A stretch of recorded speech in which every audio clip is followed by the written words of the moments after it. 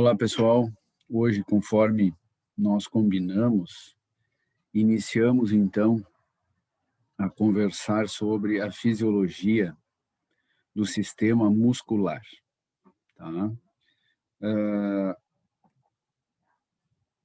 Essa figura que vocês estão vendo aí, à direita de vocês, vocês estão vendo cortes histológicos representando os diferentes tipos de musculatura que nós possuímos no nosso corpo. E à esquerda de vocês estão vendo desenhos esquemáticos que representam, né, estes mesmos tipos celulares, perdão, musculares. Vocês estão vendo aqui, deixa eu pegar minha caneta, vocês estão vendo aqui em cima, identificado cada um desses três tipos, certo?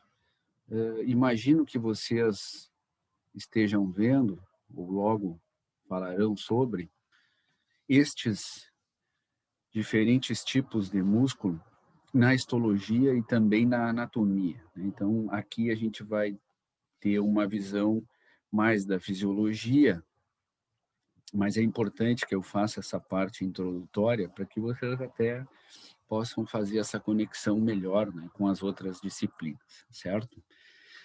Então, bem acima aqui, ele identificou na figura A, vocês estão vendo o músculo estriado esquelético. Ele chamou só de músculo esquelético aqui, mas é o músculo estriado esquelético.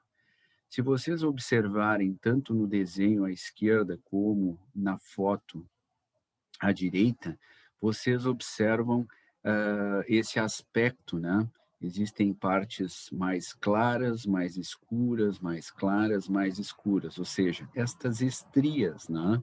E daí o nome músculo estriado. E o termo esquelético, evidentemente, se refere ao nosso esqueleto ósseo, né? Nossa estrutura óssea. Então, essa musculatura estriada esquelética, ela está ligada aos nossos ossos, certo? E, evidentemente, que essa musculatura estriada esquelética é aquela musculatura sobre a qual nós temos controle voluntário, certo? Nós contraímos e relaxamos esta musculatura de forma voluntária. Eu agora, ao movimentar as minhas mãos, eu estou fazendo um movimento consciente, tá?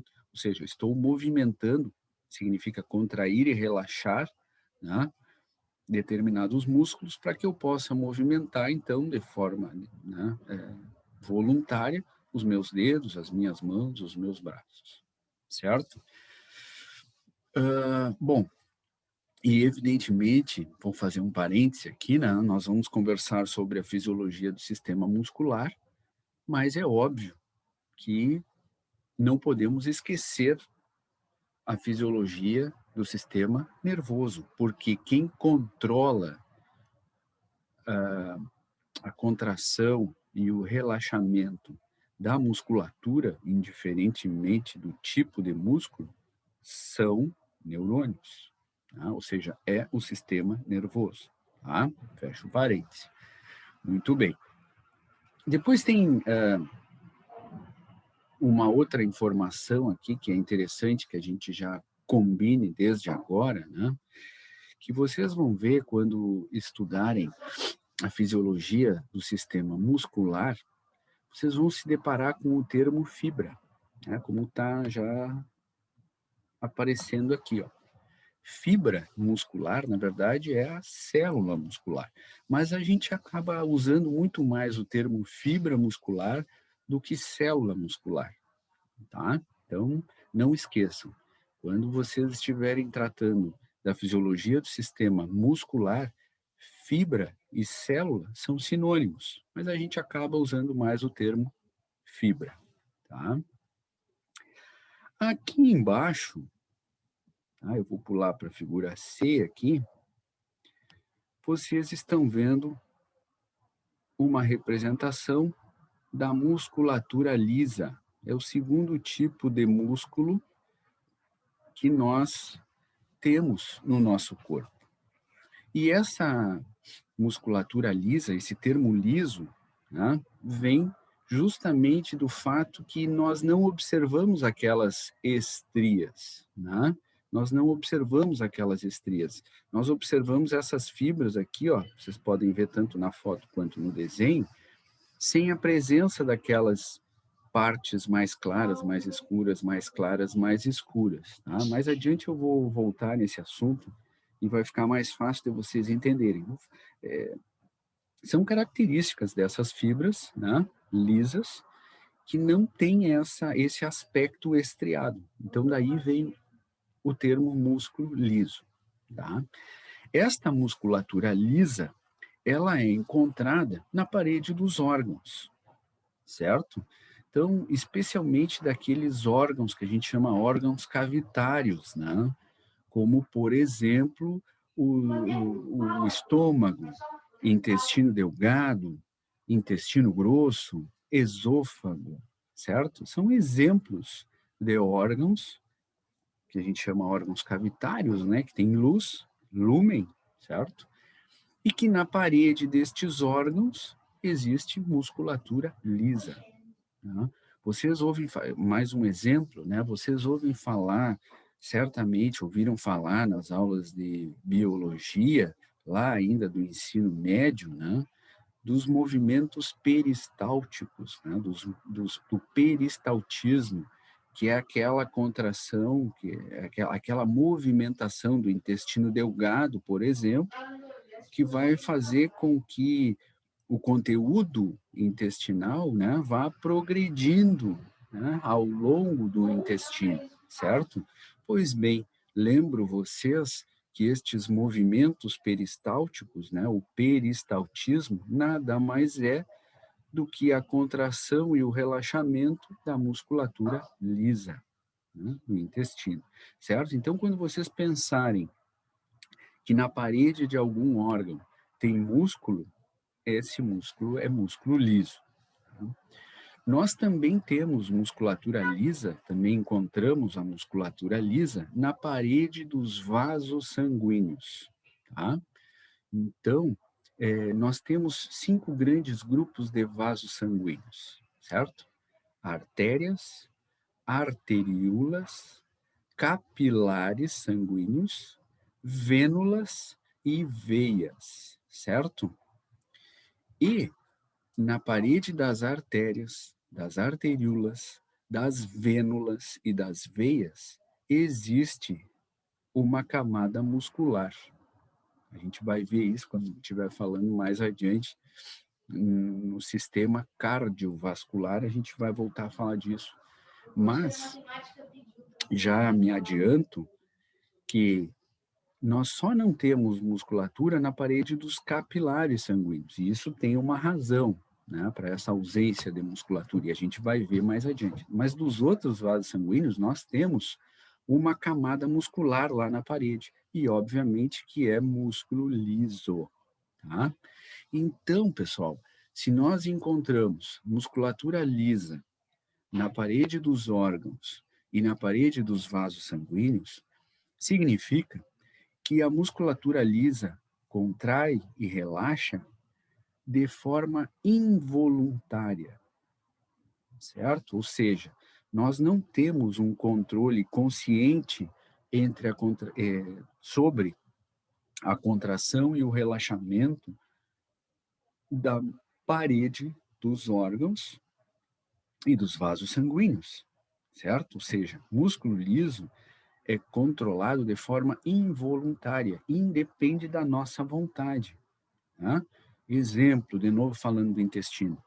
Basta o conteúdo gástrico passar para o intestino e haver uma leve distensão dessa parede intestinal para que esses movimentos peristálticos já sejam estimulados, certo? Antes até do conteúdo gástrico começar a chegar ao intestino, né, a partir do que a gente chama de efeitos antecipatórios, ou seja, mesmo antes de eu colocar o alimento na boca, eu já posso ter tido estímulos visuais desse alimento, né, vendo o alimento, estímulos olfativos, ou seja, eu posso estar sentindo o cheiro já do alimento, né? Também estímulos auditivos, né? Eu posso estar ouvindo a preparação desse alimento e eu já começo a imaginar aquele alimento, porque eu estou com fome, né? Eu estou numa condição metabólica que faz com que o minha sensação de fome esteja estimulada, né? Então eu já começo a imaginar aquele alimento, eu já começo a salivar, a minha barriga já pode estar roncando, entre aspas, né, como a gente chama. Ou seja, nesse momento é possível que leves movimentos peristálticos já estejam iniciando, mesmo sem o conteúdo intestinal ainda, digamos assim, em quantidades razoáveis, certo? Eu estou, como a gente diz, né, de barriga vazia. Então, eu já posso estar estimulando certos movimentos peristálticos mesmo de, entre aspas, barriga vazia. Ou seja, isso me prova que é involuntário, independe da minha vontade. Às vezes a gente até passa vergonha, né? A barriga ronca muito alto, a gente, que isso, né? E tal. Mas a gente não consegue controlar. Então, lembrem, estou dando esses exemplos e fazendo essa figura de linguagem para que vocês lembrem. Musculatura lisa, ao contrário da musculatura estriada esquelética, é uma musculatura sobre a qual o controle é involuntário, independe da nossa vontade, tá? Muito bem. Do ponto de vista histológico, tá? A musculatura lisa, ela se difere da musculatura esquelética. Tem diferenças bem, digamos assim, significativas, tá? Foi por isso que eu falei primeiro de uma e depois da outra. E no meio, entre aspas, né, aparece aqui o terceiro tipo de músculo que nós encontramos no nosso corpo, que é o músculo cardíaco, também chamado de miocárdio. Sempre que vocês ouvirem falar neste prefixo aqui, mio, certo? Mio alguma coisa, lembrem de músculo. Então, o miocárdio é o músculo do coração. Né? Então, quando vocês ouvirem falar em mio, não lembrem de gato, né? Do miado do gato, lembrem de músculo, certo? Miocárdio é o músculo cardíaco, ou ainda chamado de músculo do coração, certo? E o miocárdio, do ponto de vista histológico, ele tem algumas características do músculo estriado esquelético e outras características comuns ao músculo liso. Então, por isso que ele está no meio e por isso que eu estou falando dele por último. Tá? Então, do ponto de vista histológico e também do ponto de vista de contração e relaxamento, até como consequência, né? Ele tem algumas características semelhantes à musculatura estriada esquelética e outras características semelhantes à musculatura lisa. Tá? Sobre a musculatura cardíaca, sobre o miocárdio, nós também podemos dizer que temos um controle sobre ele involuntário. Né? Eu não consigo controlar a contração e o relaxamento do miocárdio de forma voluntária, digamos assim, certo? Eu não consigo baixar a minha frequência cardíaca apenas com a força do meu pensamento. Né? Existem outras, digamos assim, outros mecanismos envolvidos nisso, tá? Certo?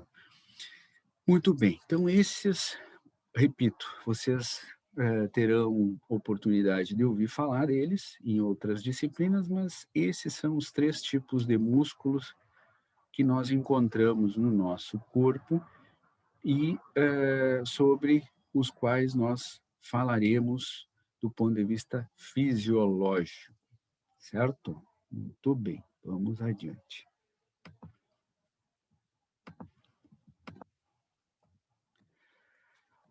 Aqui, vocês estão vendo nesta figura o que eu disse há pouco tempo. Não é porque nós vamos falar sobre a fisiologia do sistema muscular que nós vamos esquecer tudo o que falamos sobre a fisiologia do sistema nervoso. Não há como fazer isto, tá? Porque, repito, a musculatura, independentemente do tipo de músculo, ela contrai e relaxa, ou seja, ela é, né, digamos assim, controlada pelo sistema nervoso. Tá?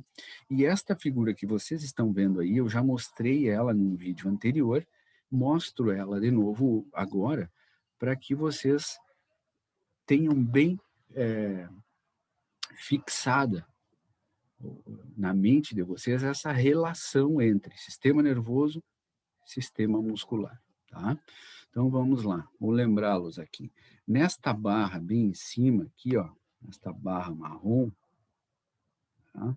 Vocês estão vendo aqui representado o sistema nervoso central. Tá? Vocês já sabem, então, estão representados aqui o encéfalo e a medula. Tá?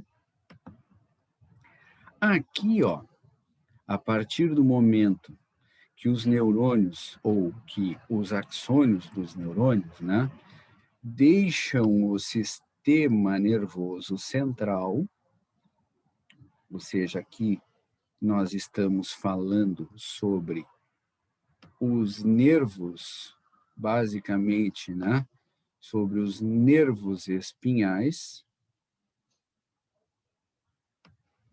certo? Sobre os nervos espinhais, eu não vou passar exatamente por cima, mas vocês já estão vendo aqui esses neurônios cujos axônios partem do sistema nervoso central, formando os nervos espinhais, tá? Alguns nervos cranianos também, mas que formam o sistema nervoso periférico, certo? Sistema nervoso periférico. Aqui um parêntese. Vocês estão vendo aqui representado apenas a porção motora do sistema nervoso periférico. Não aparece nesta figura aqui a porção sensitiva do sistema nervoso periférico, né? Eu vou abreviar aqui, apenas a porção motora, ou seja, esses 3 neurônios que vocês estão vendo representados aqui, ó, que eu vou chamar de 1, 2 e 3, são neurônios motores, ou seja, que estão levando a informação a uma resposta, né, do sistema nervoso central para a periferia, tá bem? Deixa eu pegar uma outra cor aqui, acho que essa aqui vai ressaltar bem. Então, aqui, ó, nesta barra bem embaixo, nós temos representada a periferia, ou seja, os nossos tecidos-alvo, né? Periferia, vou abreviar. Então, aqui, ó, nós temos o tecido-alvo, que é o músculo estriado esquelético. E aqui nós temos outros tecidos-alvo, que são musculatura lisa, musculatura cardíaca e ainda as células endócrinas ou glandulares, que por enquanto não nos interessam, porque nós estamos falando de fisiologia do sistema muscular.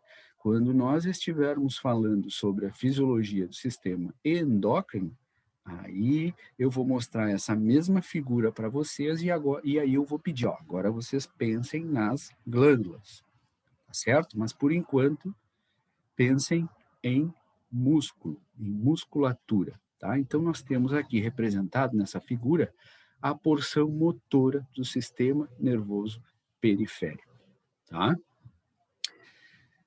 Nós vamos iniciar a nossa conversa sobre a fisiologia do sistema nervoso, falando sobre o controle, né,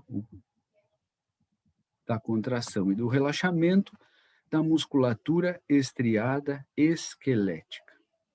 Depois, nós vamos falar sobre o controle da musculatura lisa e da musculatura cardíaca, certo? Então, primeiro, repito, peço que vocês atentem e leiam e deem uma estudada no controle nervoso da musculatura estriada esquelética, certo? E vocês estão vendo aqui, ó, que ele fala em fibra motora somática.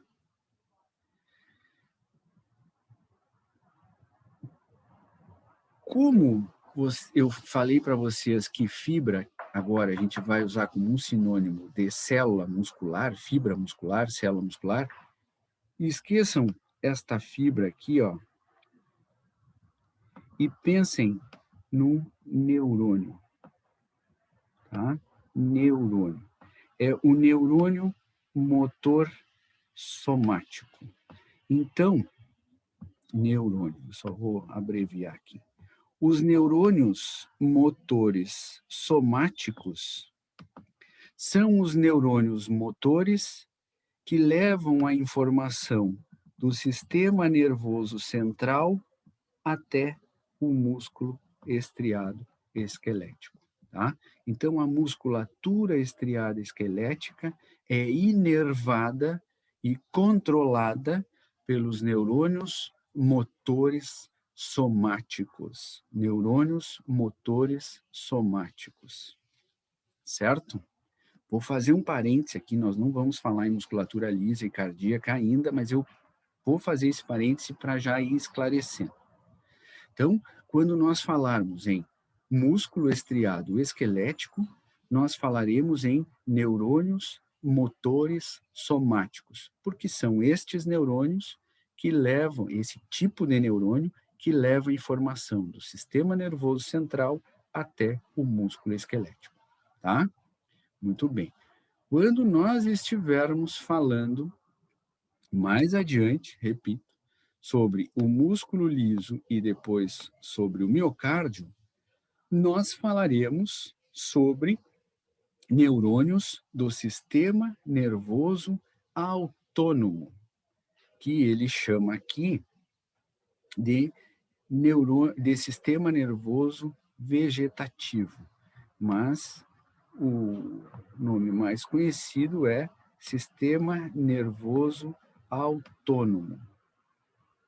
Tá? Vou apagar o V aqui, vou deixar o SA, ou seja, sistema nervoso autônomo. E esse autônomo, eu já disse para vocês, da ideia de autonomia, ou seja, se é autônomo, não depende. Se não depende, é involuntário. Tá? Então, quando nós estivermos falando em sistema nervoso autônomo, que controla a contração e o relaxamento da musculatura e do miocárdio, nós estaremos falando em neurônios simpáticos e em neurônios parasimpáticos, tá? Então, estes neurônios, aqui aparece também, ó, simpáticos e parasimpáticos. Então, os neurônios que controlam a contração e o relaxamento da musculatura lisa e da musculatura cardíaca, eles podem ser neurônios simpáticos ou parasimpáticos, tá? E de algumas glândulas também. São exceções, alguns locais onde só tem musculatura simpática ou parasimpática.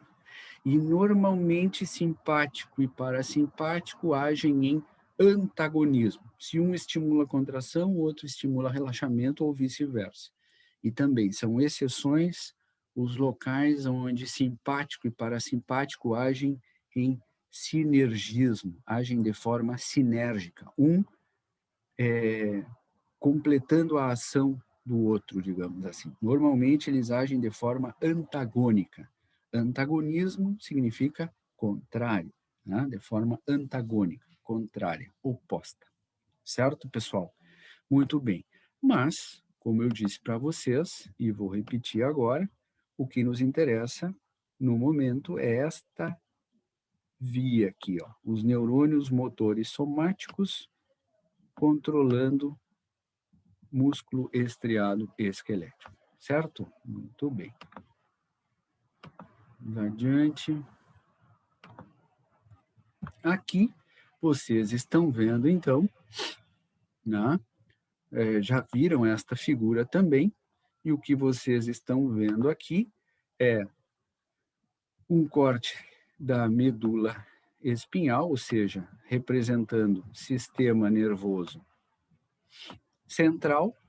Aqui vocês estão vendo um músculo, né, que ele identifica aqui, ligado ao tecido ósseo, e, portanto, vocês estão vendo aqui músculo estriado esquelético, e vocês estão vendo, portanto, aqui em verde escuro, né, aqui onde eu estou passando o preto agora, vocês estão vendo aqueles neurônios que levam informações do sistema nervoso central até o músculo estriado esqueléticos, músculos estriados esqueléticos, que são os neurônios motores somáticos, certo?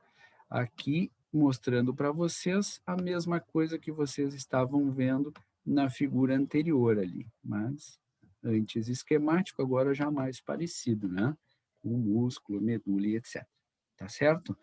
Então, é sobre essa relação que nós falaremos a partir de agora.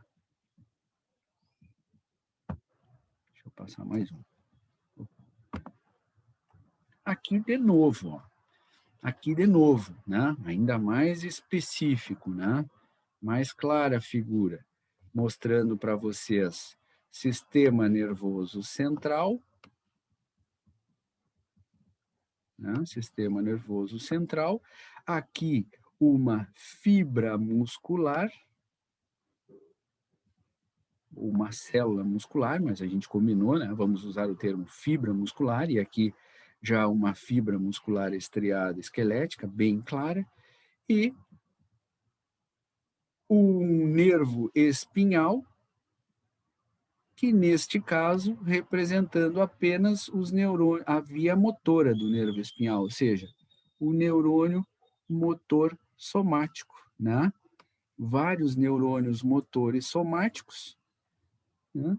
Indo até, ele representou só um, né? Indo até o tecido-alvo, ou seja, até o músculo estriado esquelético, certo? Tá bem? Então, vocês evidentemente já identificam aqui, né, a sinapse do neurônio motor somático com a fibra muscular, a sinapse do neurônio motor somático com a fibra muscular, ou seja, vocês estão vendo aí a sinapse neuromuscular, tá? Se há algum problema, alguma alteração nessa sinapse neuromuscular, o indivíduo vai perder a capacidade de contrair e relaxar esta fibra muscular. Consequentemente, este músculo, certo? Tá bem? Então, nós fomos afunilando, afunilando até que chegamos na fibra muscular. No próximo vídeo, tá, a gente vai entrar dentro dessa fibra muscular, vamos dar uma olhada o que tem dentro dessa fibra muscular e o que possibilita com que neurotransmissores liberados por este neurônio motor somático faz para que esta fibra aqui contraia e relaxe. E tudo que acontecer nesta fibra muscular, evidentemente, vocês expandam, né, para todas as nossas fibras musculares estriadas esqueléticas.